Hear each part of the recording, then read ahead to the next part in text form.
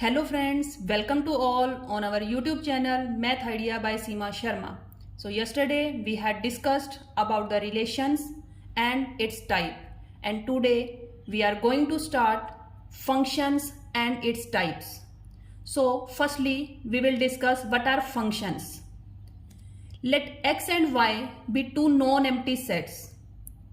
A function or a mapping f from x to y written as f such that x to y is a rule by which each element x belongs to x is associated with a unique element y belongs to y.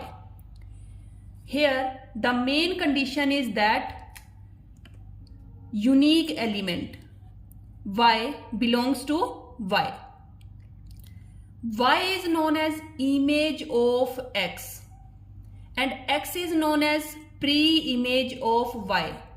Means आप function तब कहेंगे अगर आपके पास जो x element है उसकी क्या मिले, आपके पास एक यूनिक इमेज जो है वो मिले. उस केस में आप क्या कहेंगे कि ये आपके पास फंक्शन है. जो हमारा सेट x होगा वो आपके पास डोमेन होती है. डोमेन का क्या मीनिंग है? All possible values of x for which f of x exist, कि वो सभी x की वैल्यूज जिसके लिए हमारा जो फंक्शन है जो f ऑफ x है वो हमारा एग्जिस्ट करे. सेट y क्या होता है? आपके पास कोडोमेन होती है. कोडोमेन में आपके पास आ जाते हैं सभी elements, all the elements of y.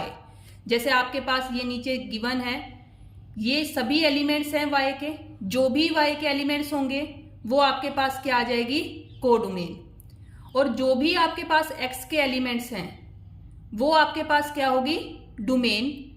x के वो एलिमेंट्स जो f ऑफ x को क्या करें?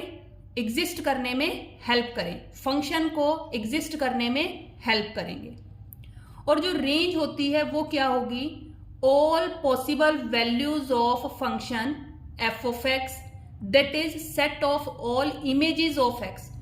मीन्स जो भी x की इमेज बनी है, जैसे x1 एलिमेंट की इमेज बनी है y1, x2 एलिमेंट की इमेज बनी है y2, x3 एलिमेंट की इमेज बनी है y3, x4 एलिमेंट की इमेज बनी है y4. तो ये जो इमेजेस बनकर आई हैं तो ये हमारे पास क्या होती है? रेंज. अब जैसे ये वाली जो मैंने एग्जांपल ली है इसमें आप देख रहे हैं कि जो कोडोमेन है उसमें भी क्या था? y1, y2, y3, y4. And जो रेंज बनी मीन्स जो इमेज बनी x1 की, x2 की, x3 की एंड x4 की, तो जो रेंज है वो भी आपके पास क्या है? सेम है. दैट मीन्स ये वाली जो एग्जांपल है इसमें आपके पास इस फंक्शन के लिए रेंज एंड कोडोमेन इक्वल आ गई हैं. बट अगर यहीं पर मैं y5 ले लेती, y5 लेने से जो मेरी कोडोमेन थी वो क्या आ जाती? y1, y2, y3, y4, y5 आ जाती. बट जो रेंज थी वो हमारे पास क्या रहती? y1, y2, y3, y4 ही रहती. और रेंज एंड कोडोमेन उस केस में इक्वल नहीं होती. दैट मीन्स कि जो रेंज है वो तो आपकी इंक्लूड करेगी जो इमेजेस बन रही हैं x की y के साथ में, और जो कोडोमेन है वो आपका कंप्लीट ये वाला सेट होगा, y सेट. सभी एलिमेंट्स जो हैं वो कोडोमेन में इंक्लूड होंगे. नाउ देयर आर सम की points. A relation will be a function. देखो जो रिलेशन है वो हमारा फंक्शन हो सकता है. कब होगा? If no two distinct ordered pairs have the same first element. Means हमने कोई ऐसा रिलेशन लिया कि जिसमें कोई भी दो ऑर्डर्ड पेयर हैं. सपोज मैंने ले लिया 1 और 2 लिए हैं एंड 3 और 5 लिए हैं. तो आप देख रहे हैं कि जो दो डिस्टिंक्ट ऑर्डर्ड पेयर्स मैंने लिए हैं have the same first element, की मतलब फर्स्ट एलिमेंट जो है वो सेम नहीं होना चाहिए. अब इसमें आप देख रहे हैं यहां पर फर्स्ट एलिमेंट है 1, यहां पर फर्स्ट एलिमेंट है 3, तो ये हमारा जो रिलेशन है ये आपका क्या हो सकता है, फंक्शन हो सकता है। लेकिन अगर मैं इसकी जगह पर कोई भी रिलेशन ऐसा लेती जैसे 1 2 1 3 1 5, अगर इस टाइप का कोई भी रिलेशन लेते हम तो वो फंक्शन नहीं होता। रिलेशन जो है वो फंक्शन तभी बनेगा अगर उसके 2 ऑर्डर्ड पेयर्स हमने लिए हैं, लेकिन उसका जो फर्स्ट एलिमेंट है 2 लिए हैं, 3 लिए हैं, 4 लिए हैं, जितने भी ऑर्डर्ड पेयर्स हमने रिलेशन में लिए हैं, लेकिन उसका जो फर्स्ट एलिमेंट है वो क्या होना चाहिए, डिफरेंट होने चाहिए। क्योंकि हमने कंडीशन यहां पढ़ी है कि यूनिक एलिमेंट, यूनिक जो भी एलिमेंट एक्स होगा, जो भी यहां पर एक्स एलिमेंट होगा, उसकी एक क्या मिलेगी, यूनिक इमेज मिलनी चाहिए, तभी वो फंक्शन बनेगा।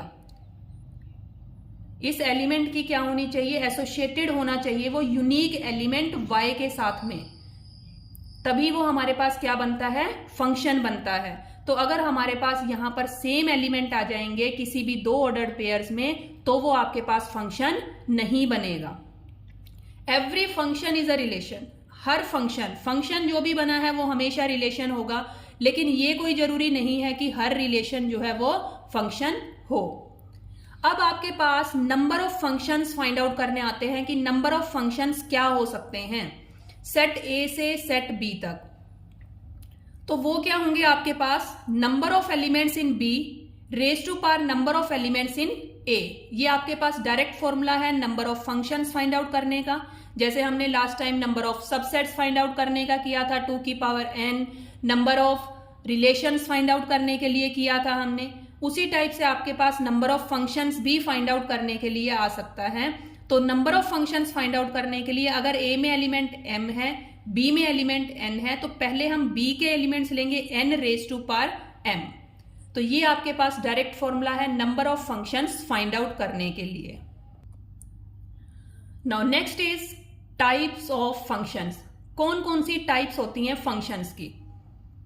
अब फर्स्ट आपके पास है 1 1 फंक्शन। 1 1 देखिए नेम से ही पता चल रहा है, different element of a has different images in b, कि डिफरेंट एलिमेंट है, ए की इमेज अलग बनी है वाई में, बी की इमेज अलग बनी है वाई में, सी की इमेज अलग बनी है, डी की इमेज डिफरेंट है। तो जो भी यहां पर एक्स के डिफरेंट एलिमेंट्स हैं उसकी डिफरेंट ही इमेज बनेगी वाई में। चेक कैसे करेंगे कि कोई भी फंक्शन जो है वो 1 1 है भी या नहीं है। तो चेक करने के लिए हम करते हैं if f of x equals to f of y this implies x equals to y, कि अगर हमारे पास फंक्शन इक्वल हैं तो वो क्या इंप्लाई कर जाएं, एक्स एंड वाई भी इक्वल इंप्लाई कर जाएं, तब हम क्या कहेंगे कि ये फंक्शन जो है वो हमारा 1 1 फंक्शन है।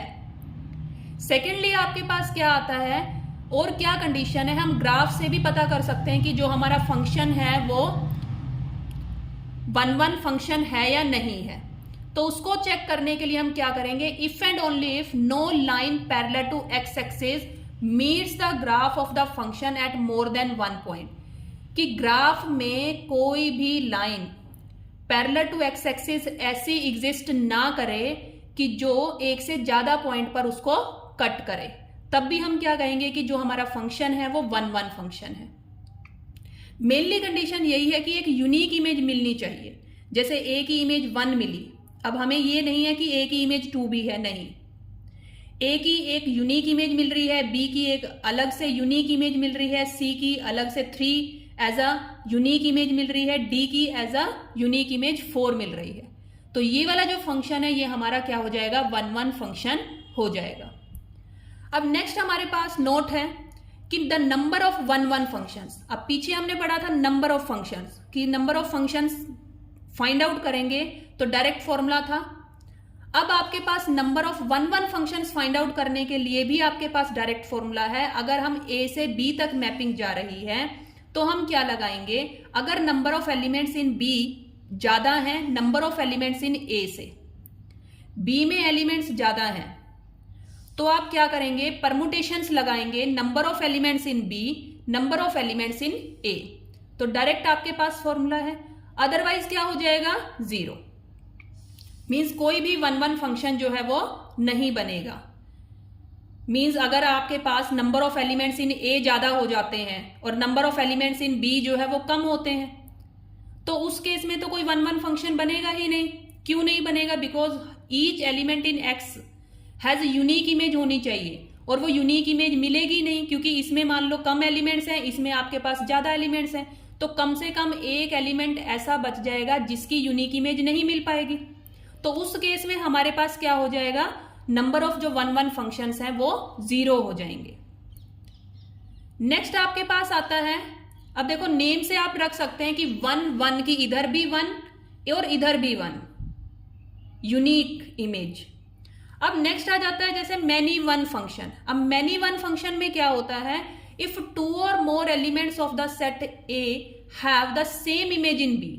अब नेम से ही पता चल रहा है मैनी कि मतलब यहां पर तो हम मैनी ले लें फर्स्ट सेट में, 1 मीन्स उसमें आपके पास 1। अब जैसे यहां पर मैंने मैनी लिए A1 और A2, 2 ले लिए एलिमेंट्स, और दोनों की एक ही इमेज बन रही है B4, दोनों की एक ही इमेज बनी B4। तो ये वाला जो फंक्शन है ये हमारा मैनी 1 हो जाएगा। यहां से हमने मैनी ले लिए और यहां पर क्या बन रहा है 1। अब यहां से लिया A3 B1, A4 की इमेज है B2, इट्स ओके। बट इस कंडीशन की वजह से कि A1 एंड A2 दो एलिमेंट्स की एक ही इमेज बन गई B4, इस वजह से ये क्या बन गया, मैनी 1 फंक्शन जो है वो बन गया। ये फंक्शन 1 1 फंक्शन नहीं रहा। नेक्स्ट फंक्शन आता है हमारे पास onto function. Onto function को हम सर्जेक्टिव फंक्शन भी बोलते हैं। इसमें आपके पास क्या कंडीशन होगी, if each element of B has its pre image in A. अब देखो 1 1 में क्या कंडीशन थी कि यहां पर जो एलिमेंट है ना सभी की एक यूनिक इमेज मिले। एक्स एलिमेंट के लिए कंडीशन लेकर चल रहे थे कि सभी एक्स एलिमेंट्स के लिए एक यूनिक इमेज मिले वाई में। लेकिन अब ऑन टू फंक्शन में क्या हुआ, सर्जेक्टिव फंक्शन में वो क्या कह रहे हैं कि जो बी में एलिमेंट्स हैं उन सबको एक प्री इमेज मिल जाए। मतलब यहां पर हमारा कोई भी एक्स्ट्रा एलिमेंट बचना नहीं चाहिए, सभी एलिमेंट्स की प्री इमेज मिले, चाहे वो यूनिक हो चाहे वो डिफरेंट हो। अब जैसे यहां पर B1 की प्री इमेज मिल गई A1, B2 की प्री इमेज मिल गई A3, B3 की प्री इमेज मिल गई A2। कोई भी एलिमेंट यहां पर ऐसा नहीं बचा, सपोज यहां B4 बच जाता तो ये ऑन टू फंक्शन नहीं होता।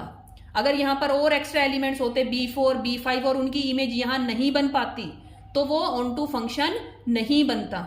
अब यहां पर कोई भी एक्स्ट्रा एलिमेंट नहीं बचा है, इस वजह से ये क्या हो गया, हमारा ऑन टू फंक्शन हो गया है। अब चेक कैसे करेंगे हम ऑन टू फंक्शन है या नहीं।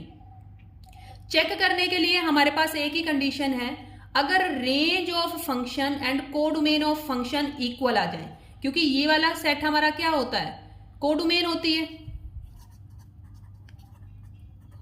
और ये हमारे पास क्या होती है, डोमेन होती है।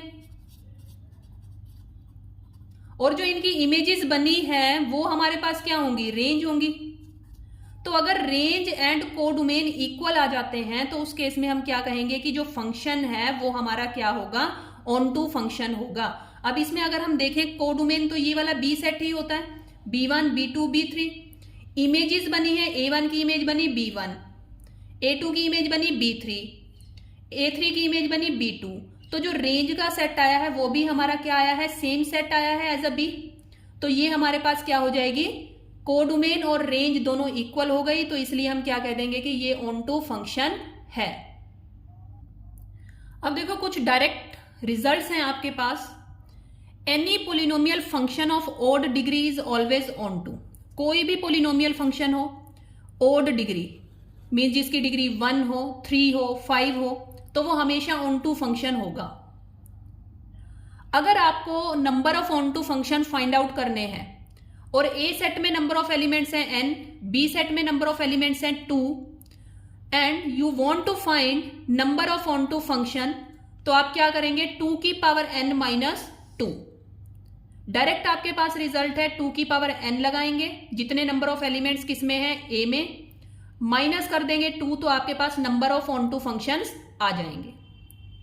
अगर किसी केस में नंबर ऑफ एलिमेंट्स इन ए ज्यादा होते हैं number of elements in B से, अगर नंबर ऑफ एलिमेंट्स ए में ज्यादा हो गए तो हमारे पास ऑन टू फंक्शन कितने बनेंगे? 0। कोई भी ऑन टू फंक्शन जो है वो नहीं बनेगा। अगर आपके पास number of elements in A m है and number of elements in b जो है वो n है, such that m is less than n। अब ये जो m है, number of elements in a कम है किससे? Number of elements in b से। तो उस केस में आपके पास number of onto functions निकालने का फॉर्मूला क्या होगा? हम यहां से स्टार्ट करेंगे n से, n की power m minus nc1 combination लगाया हमने। फिर अगर यहां nc1 है तो n माइनस 1 की power m plus nc2 n minus 2 की पावर m, ऐसे ही nc3 n माइनस 3 की power m, nc4 n minus 4 की पावर m, सोन आपका चलता जाएगा। इस टाइप के क्वेश्चंस जो हैं वो आए हुए हैं, डीएसएसबी एग्जाम में भी आए हुए हैं और एचटेट एग्जाम में भी आए हुए हैं। डायरेक्ट फाइंड आउट करना कि आपके पास number of elements in a दे देगा और number of elements in b 2 ही रहेंगे। उस केस में number of onto functions आप ऐसे फाइंड आउट कर सकते हैं। डायरेक्ट आपको पता होना चाहिए। और ये वाला जो प्रॉपर्टी है, ये वाली प्रॉपर्टी, ये भी इंपॉर्टेंट प्रॉपर्टी है कि जिस केस में आपके पास m जो है वो लेस देन n होगा, तब आप number of onto functions जो है वो कैसे फाइंड आउट करेंगे। नेक्स्ट अब आपके पास आ जाता है इनटू फंक्शन। अब इनटू फंक्शन जो है, जो फंक्शन ऑन टू ना हो वो इनटू फंक्शन बनेगा।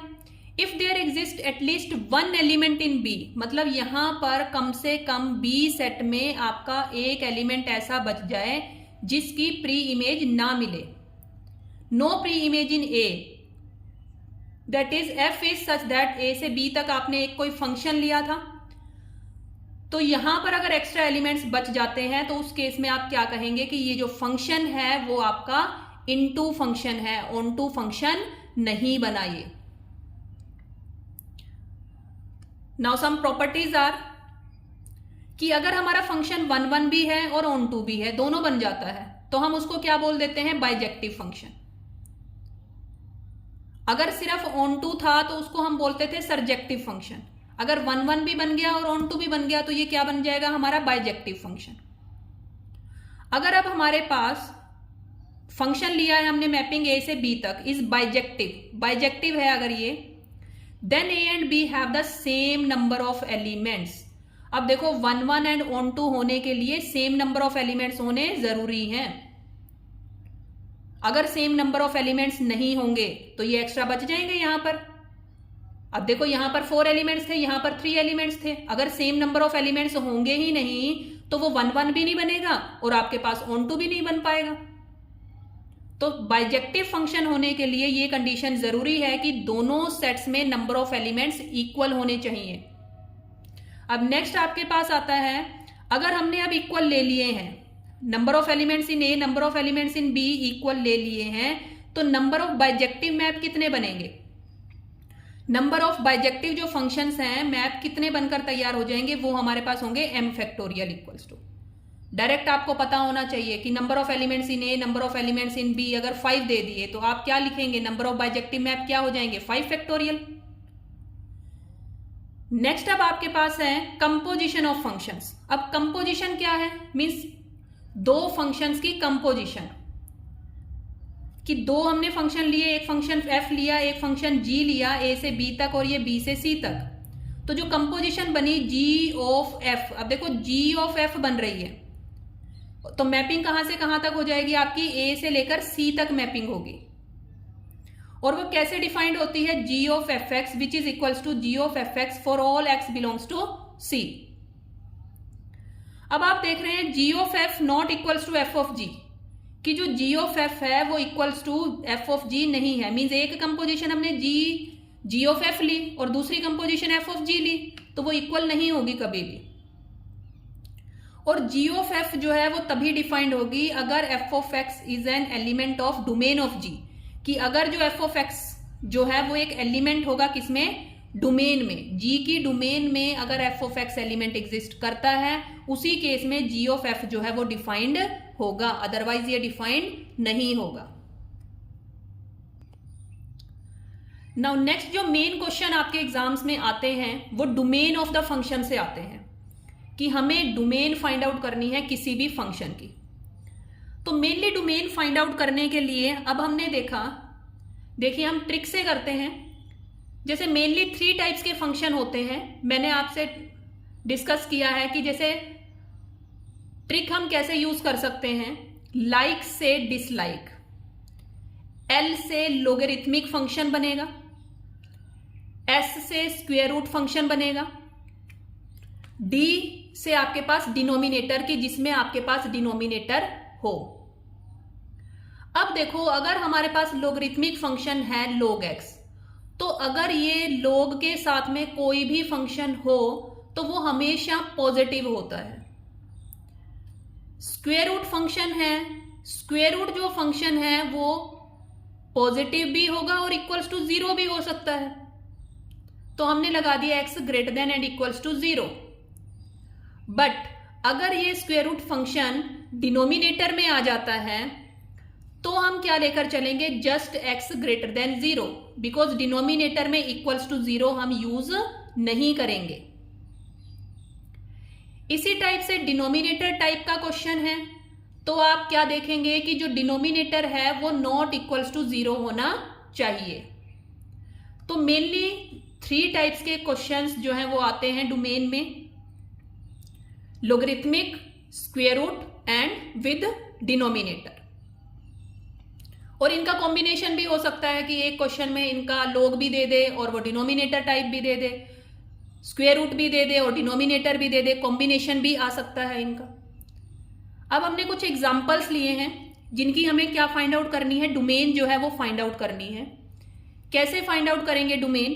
अब जैसे फर्स्ट क्वेश्चन ही है हमारा y is equals to root minus x. अब ये आपके पास गिवन है। अब स्क्वायर रूट की क्या कंडीशन है कि x जो है वो greater than and equals to 0 होना चाहिए। तो हमने वही कंडीशन लगाई कि माइनस एक्स जो है वो greater than and equals to 0 होना चाहिए। अब यहां पर माइनस एक्स था तो जैसे ही आप माइनस से मल्टीप्लाई करेंगे तो इनइक्वालिटी चेंज हो जाएगी। अब इनइक्वालिटी चेंज हो गई तो x जो है वो less than and equals to 0 है, मीन्स 0 से छोटा यहां पर आएगा, सारी नेगेटिव वैल्यूज आएंगी। सारी नेगेटिव वैल्यूज आएंगी आपके पास तो ये क्या आ जाएगा, माइनस इन्फिनिटी से 0। जो भी इन्फिनिटी होती हैं, चाहे वो माइनस इन्फिनिटी है चाहे वो प्लस इन्फिनिटी है, वहां पर आती है ओपन ब्रैकेट। अब यहां पर आपने देखा इक्वल्स टू का साइन है, दैट मीन्स जो 0 है वो इंक्लूड होगा, तो यहां पर आ जाएगी आपके पास square bracket. So this is the domain of the function. तो ये आपके पास क्या आ गई, डोमेन आ गई है फंक्शन की। सिमिलरली नेक्स्ट क्वेश्चन देखते हैं। अब देखो नेक्स्ट क्वेश्चन है log ऑफ 1 माइनस एक्स।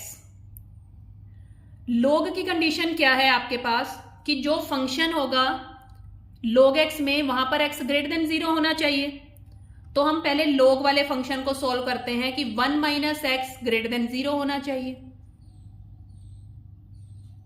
अब अगर ये ग्रेटर देन 0 है तो 1, ये माइनस का x इधर जाकर पॉजिटिव हो जाएगा, x इज लेस देन 1 आ गया,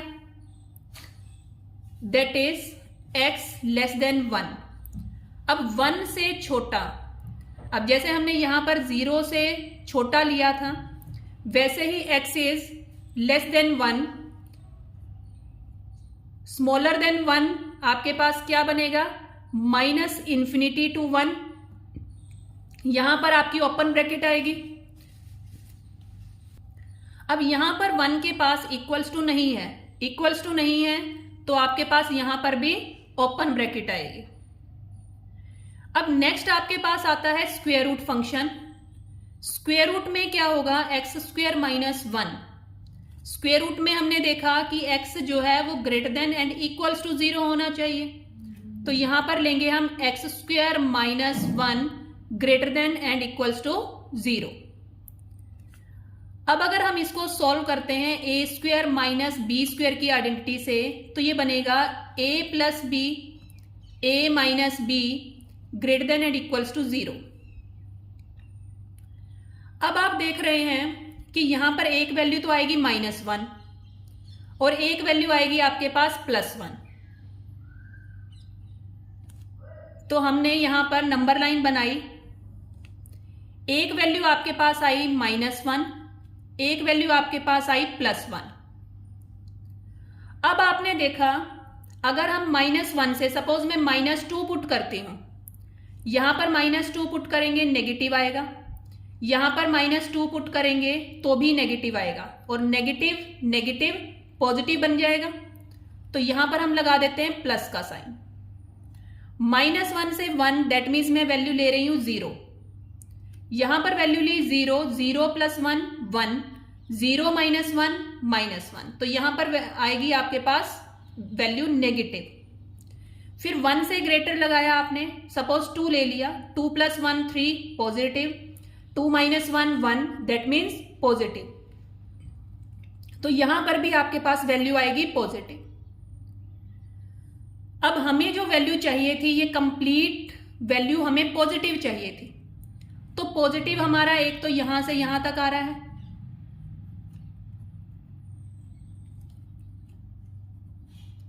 और पॉजिटिव हमारा आ रहा है 1 से इंफिनिटी तक आ रहा है। मीन्स -∞ से -1 और 1 भी इंक्लूड हो रहा है, और 1 से लेकर इंफिनिटी और 1 जो है वो इंक्लूड हो रहा है। अब लेकिन हमारे पास जो फंक्शन था वो दोनों को मिलाकर बन रहा है, तो दोनों को यूज करेंगे हम। अब दोनों में अगर हम देखें कॉमन क्या आएगा रीजन। अब अगर हम इसको भी कंबाइन करते हैं -∞ से 1 इन ओपन ब्रैकेट, तो ये वाला फंक्शन इधर अगर आता है -∞ से लेकर 1 तक, तो ये यहां तक रहेगा। जहां पर ओपन ब्रैकेट है वहां पर हम सर्कल यूज करते हैं, जहां पर क्लोज ब्रैकेट होती है वहां पर हम डॉट यूज करते हैं।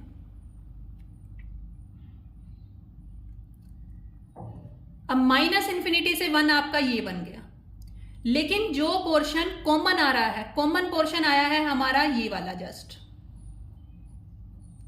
मीन्स -∞ से -1।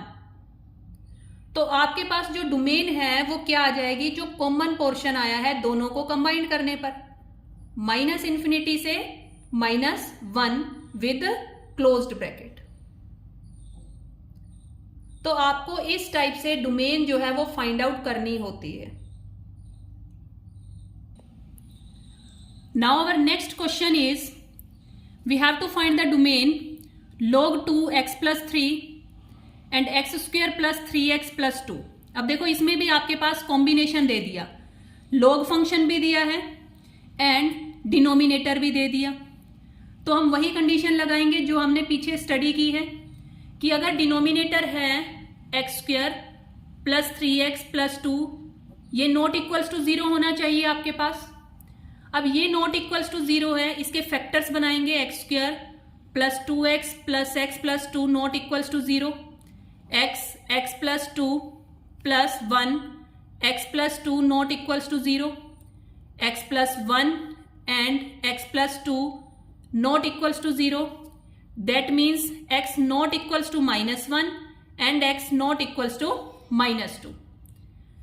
मीन्स डोमेन में आपका जो x है वो ना तो -1 होना चाहिए और ना ही -2 होना चाहिए।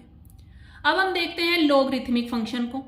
लॉगरिथमिक फंक्शन में आपके पास है x + 3, तो log के लिए वैल्यू क्या थी, x + 3 ग्रेटर देन 0, तो x की वैल्यू क्या आ जाएगी, ग्रेटर देन -3।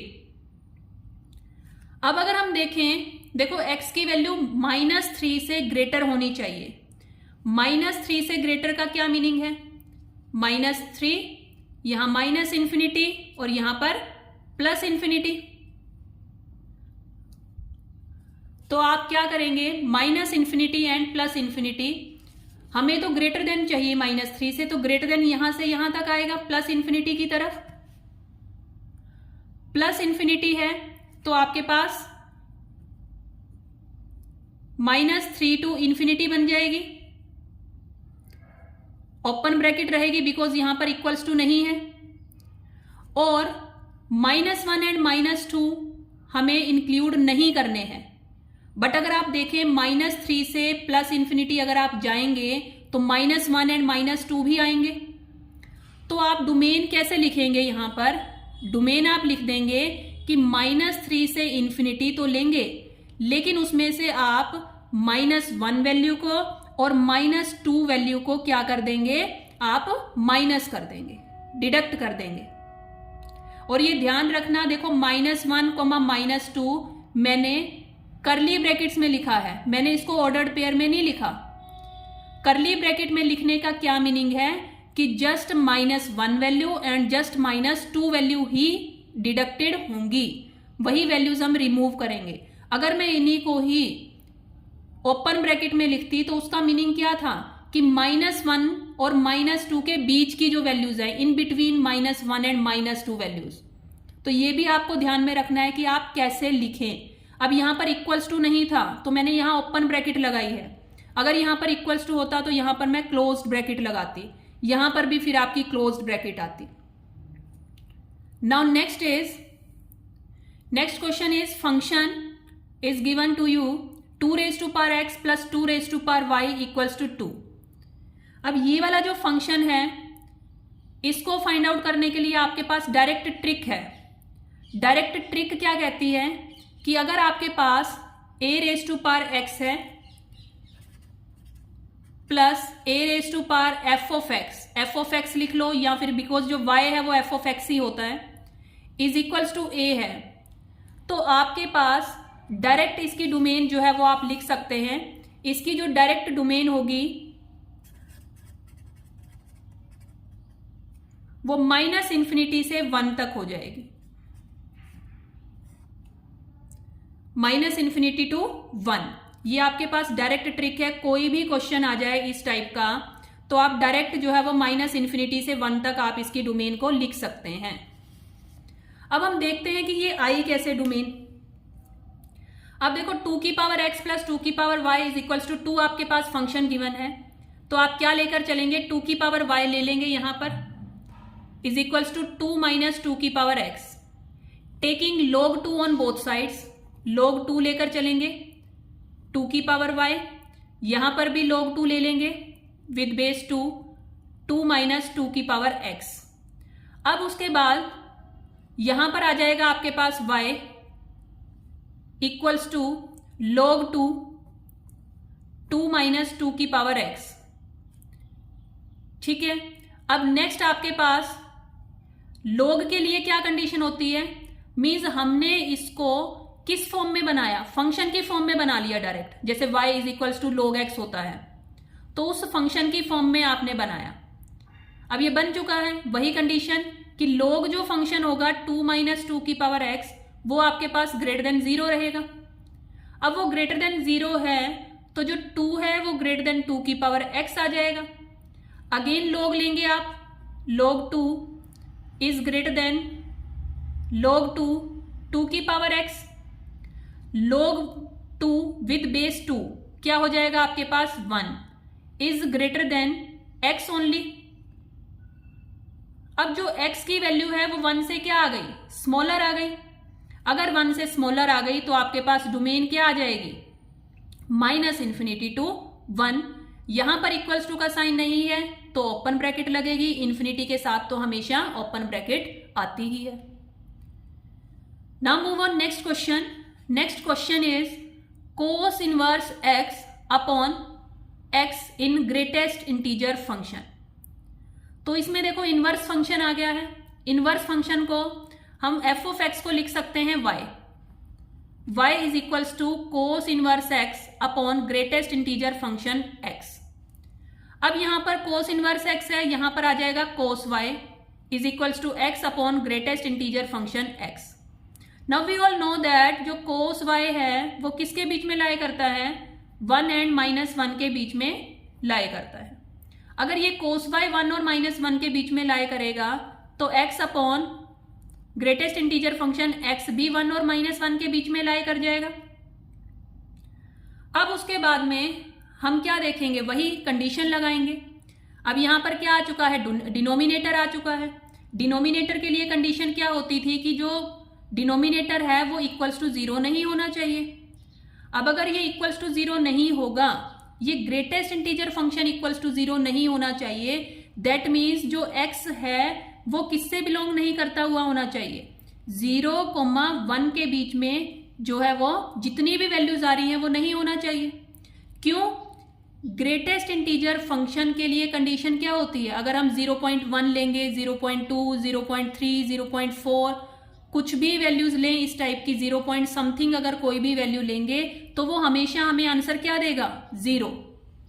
इसीलिए हमने ये कंडीशन जो है वो यहां से डेवलप की है कि अगर ग्रेटेस्ट इंटीजर फंक्शन 0 नहीं होना चाहिए तो दैट मीन्स जो x है वो हमारा क्या बिलोंग नहीं करना चाहिए, 0 एंड 1 के बीच में जितनी भी वैल्यूज हैं वो नहीं आनी चाहिए x में। अब हमारे पास क्या आ जाएगा, देखो x जो है वो इससे बिलोंग नहीं कर रहा है, लेकिन अब -1 और 1 के बीच में लाई कर रहा है, तो -1 इक्वल्स टू साइन है, तो डोमेन हम क्या लिख देंगे, डोमेन हमारे पास आ जाएगी, देखो -1 तो इंक्लूडेड है, इक्वल्स टू, फिर हमारे पास 0 और 1 के बीच की वैल्यूज नहीं है तो हम क्या ले लेंगे, 0 तक इसको स्टॉप कर देंगे विद ओपन ब्रैकेट, यूनियन। अब यहां पर क्या है, इक्वल्स टू 1 है, इक्वल्स टू 1 और लेस देन 1, तो इक्वल्स टू 1 के लिए जस्ट हम करली ब्रैकेट में लिख देंगे 1 की, जो 1 है वो क्या है, हमारा इंक्लूडेड है। तो इस टाइप से आपकी क्या बन जाएगी, डोमेन बन जाएगी। सो अगर वीडियो अच्छी लगी हो फ्रेंड्स तो प्लीज इसे लाइक, शेयर एंड सब्सक्राइब करिए और कमेंट सेक्शन में लिखिए अगर आप चाहते हैं कि इसी टाइप की वीडियोस मैं और लेके आऊं या क्वेश्चन सीरीज भी हम स्टार्ट करें, तो आप मुझे कमेंट सेक्शन में लिख सकते हैं। अगर आपको यही notes as a PDF form में चाहिए तो आप मेरे Telegram channel Math Idea by Seema Sharma से ज्वाइन कर सकते हैं। वहां पर आपको ये कंप्लीट जो नोट्स हैं, हैंड रिटन नोट्स की PDF जो है वो मिल जाएगी। Thank you friends.